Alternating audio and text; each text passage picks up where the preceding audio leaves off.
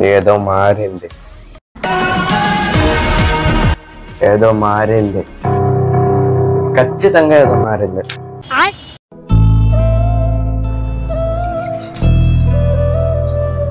ఏంటి మా ఏమైంది? ఇంకా 3 గంటలే ఉంది శశి. దేనికి? ఏంది అప్పుడే డిన్నర్ ప్రిపేర్ చేసావా? ఇంకా గంటే ఉంది శశి. ఇవన్నీ దేనికి? ఇంకా 10 minutes ఉంది శశి. అసలు ఏం జరుగుతుంది, ఏం జరగబోతుంది నాకు తెలియాలి, తెలియాలి, తెలిసి తీరాలి. నా వెపన్.